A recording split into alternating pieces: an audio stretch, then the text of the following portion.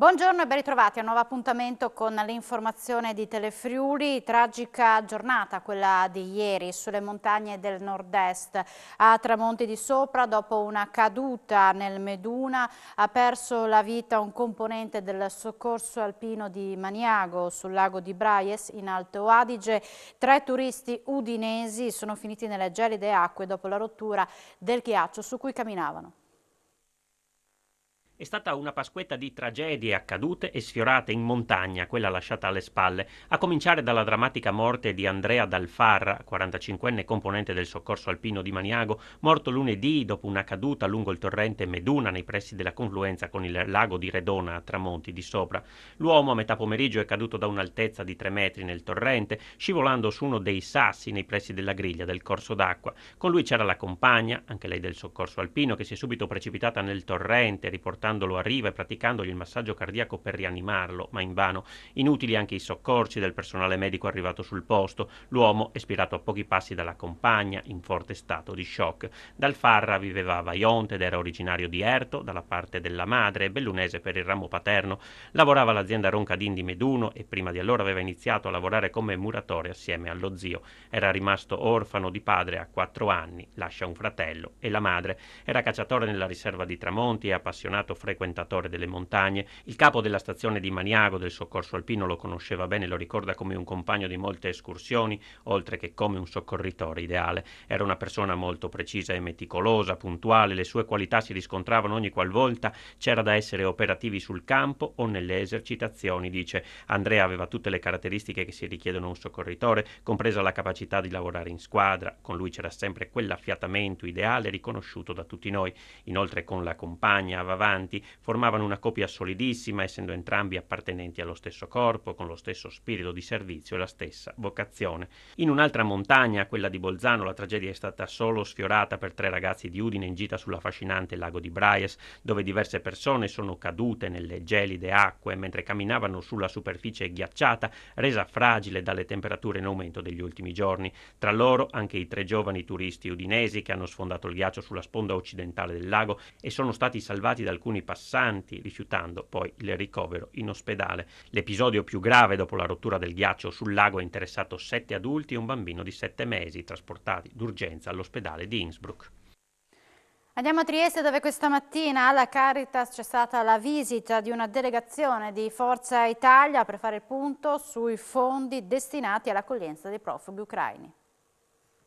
Senatore, oggi un sopralluogo per capire come funziona l'accoglienza dei cittadini ucraini. È una visita che noi facciamo con la collaborazione del commissario di governo per capire l'andamento dell'accoglienza. Il Senato in questi giorni, anzi è depositato il decreto legge 21, quello che contiene l'aspetto economico più rilevante per l'accoglienza temporanea. Una delle questioni importanti è stata quella dei minori non accompagnati, rispetto ai quali devo dire che si sta trovando anche localmente delle soluzioni assolutamente opportune. Il problema è adesso capire qual è il funzionamento, anche da più parti sono stati lamentati dei ritardi nella corrisponsione di questi aiuti, ma ripeto, il decreto è stato approvato è stato emanato questo decreto a fine marzo.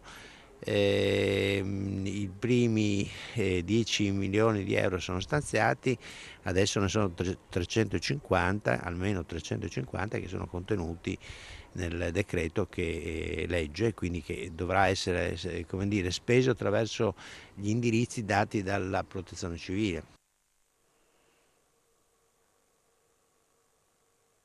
L'azienda sanitaria universitaria Giuliano Isontina ha comunicato che l'associazione lavoratori Cobas ha proclamato uno sciopero generale di tutti i settori pubblici e privati di tutto il territorio nazionale per l'intera giornata di venerdì 22 aprile, compreso il primo turno montante per i turnisti. Asuggi ha annunciato che saranno garantite le urgenze e i servizi minimi essenziali come previsto dalla normativa vigente. Rapporti deteriorati tra il sindaco di Pordenone e il direttore generale dell'azienda sanitaria del Friuli Occidentale. Serviva un cambio di passo, sottolinea il primo cittadino Ciriani, che non è avvenuto. Adesso intervengono Federica e Riccardi. La corda si è spezzata e ora anche il sindaco di Pordenone Alessandro Ciriani prende le distanze dal direttore generale dell'azienda sanitaria del Friuli Occidentale. Un attacco frontale il suo nei confronti di Joseph Polimeni e del suo modo di dirigere l'ASFO. Non passa giorno senza che un medico, un infermiere, un dirigente o comunque qualche rappresentante del mondo sanitario non si rivolga al sindaco di Pordenone per lamentare qualche difficoltà.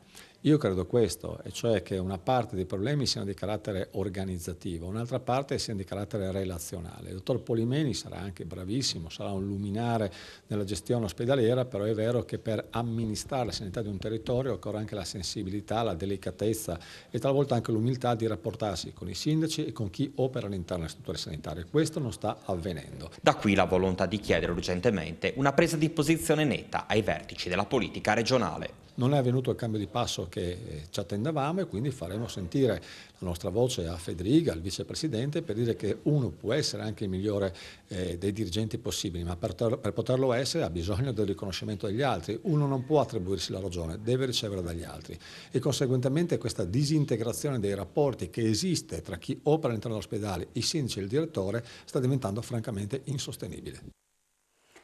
Andiamo a Legnano Sabbiadoro, dove in questi giorni c'è stata una grandissima affluenza, si sono rivisti gli stranieri che hanno affollato oltre agli alberghi e ristoranti anche i negozi delle vie del centro. I commercianti la definiscono una Pasqua da record.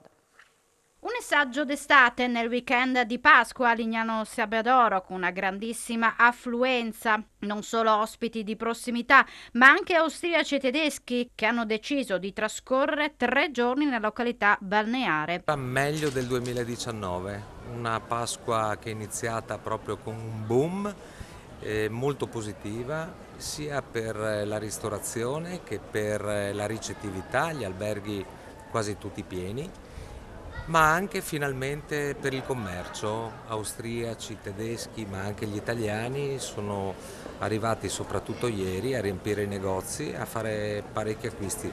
Io la registro un po' come una Pasqua da record. Quindi Pasqua da record anche a livello commerciale, ma sono più gli italiani o gli stranieri a comprare? Beh, gli stranieri sono storicamente i nostri clienti numeri 1.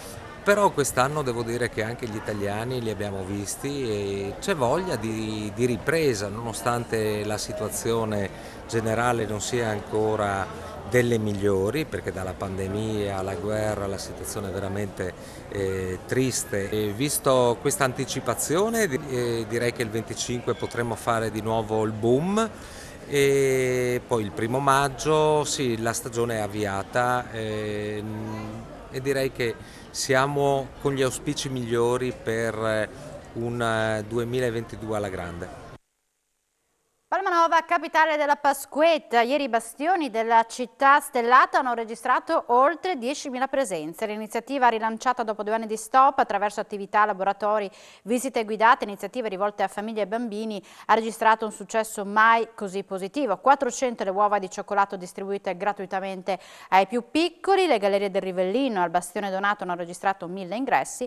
Quasi 400 persone hanno partecipato alle 12 visite guidate.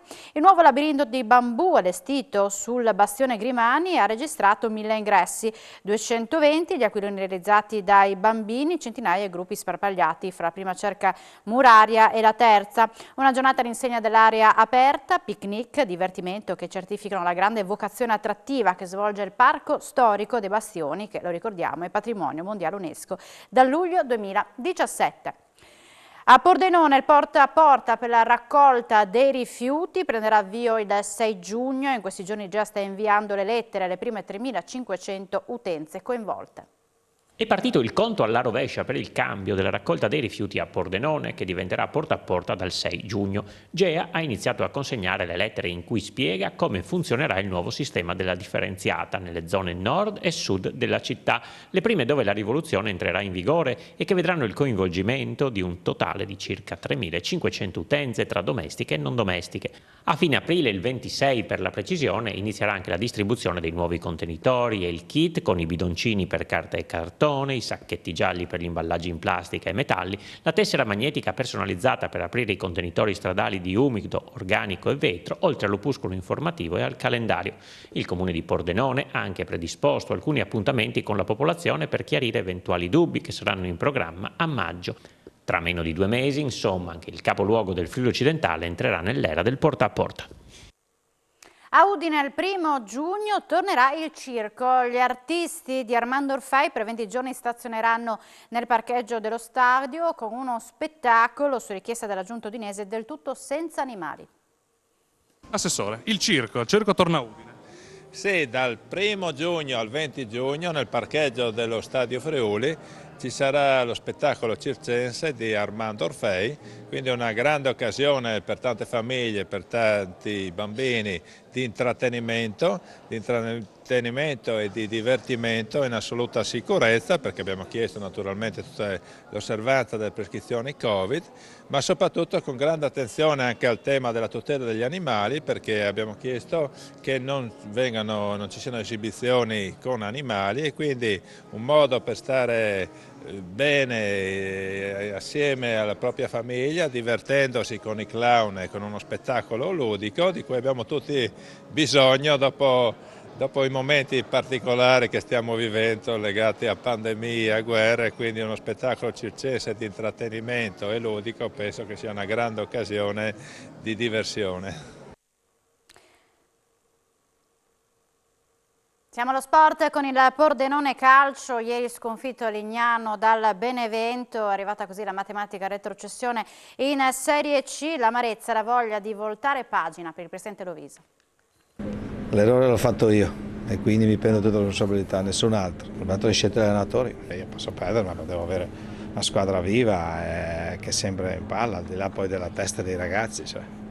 Così no, così non fa parte del mio spirito, del nostro DNA questa cosa qui, quindi ci servirà molto e credo che ci farà riflettere sicuramente per il futuro. Un bel ripulisti, a fine anno bisogna ripulire, rinfrescare le pareti, le cose, vedete che bisogna ripartire alla grande con entusiasmo, soprattutto con un carattere, la squadra deve avere un carattere diverso, al di là del risultato, ma deve avere carattere, deve avere cosa che in questi mesi noi non abbiamo più mai avuto. Mi spiace molto, sono molto rammaricato per il modo, giustamente come hai detto, il modo in cui abbiamo lasciato la categoria, non è questo il modo di lasciare la categoria. Purtroppo la B è una categoria importante e io credo che le categorie importanti si pagano poi se non si fanno le scelte giuste al momento giusto. Noi quest'anno abbiamo pagato questo. Siamo in chiusura, subito dopo la pubblicità appuntamento con A voi la linea. Grazie per l'attenzione e buona giornata.